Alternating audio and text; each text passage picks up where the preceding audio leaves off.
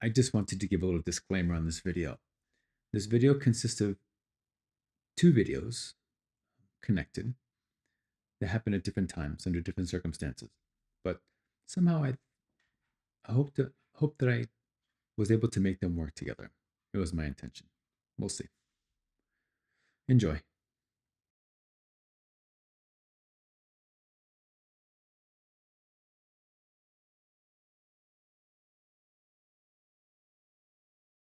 Because our mind is incessantly active, for us to just be still with our mind is virtually impossible for longer than a few seconds. The average person, if a person is particularly gifted, they can go maybe a minute, a few minutes. Extremely gifted, an hour, but that's a rare situation. So, with this idea of focusing on the breath, what we do is we our mind wants to be active because that's its habitual training. So instead of being active, we can distract ourselves with the observation of the breathing. Since we have such difficulty with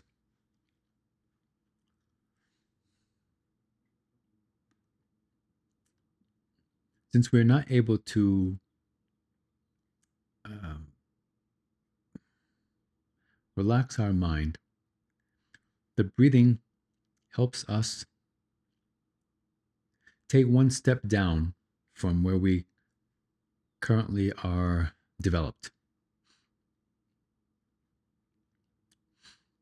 The mind, because it cannot be still, it has more potential, more possibility to be attentive to something that's active.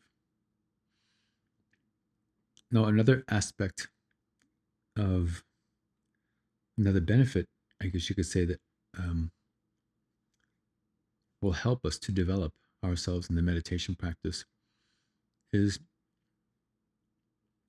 the natural, uninfluenced rhythm of the breathing is completely in harmony with life. Completely and totally in harmony with life. So there's nothing we need to do to bring ourselves into harmony with life. What should happen in order for that to happen is we observe our breathing in its natural, uninfluenced way. So the mind gets these two benefits, I guess you could say, from the practice. In that we can bring our level of mental activity a little down, a little more relaxed by watching something that's moving. And at the same time, that something moving is completely in harmony with life. So there's this magic phenomenon, I guess you can call it, whereby wherever we put our attention, we get more of that. So if I put my attention more into food, I'll feel more inclined to food. If I give my attention more towards drama, I'll start to feel more agitated inside. I mean, I'll watch myself starting to go and conduct my ways that are very dramatic. If I watch a crime video, series, or whatever, then I will start to incline more in that direction. So when the objective is of peace and harmony, of stillness of the mind, the breath is a very powerful instrument to help facilitate that process to happen through those two ways. The gradual stilling of the mind, in addition to bringing us into the present moment.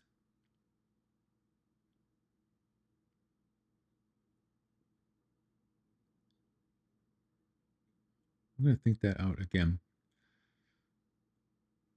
Paying attention to the breathing incurs two benefits.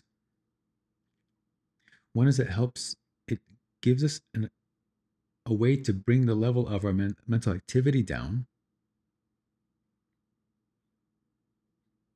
by focusing on the breath, which is something that's dynamic, it's not static. So it's also, the breath is also a little more in tune with the mind in that sense, in the sense that it is dynamic and not static. And the second aspect of the breathing, second benefit one receives from using the breath with meditation,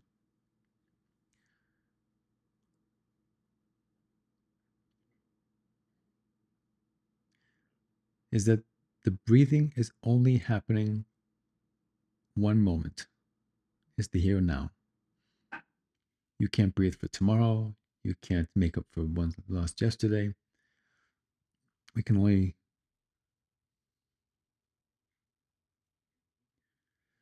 the breathing is completely in harmony with life, the natural rhythm of the breathing, completely in harmony with everything. So when we put our attention to the breath, we start to become like the breath. Whatever we give our attention to, we become like that. So this is a very significant doorway in regards to meditation.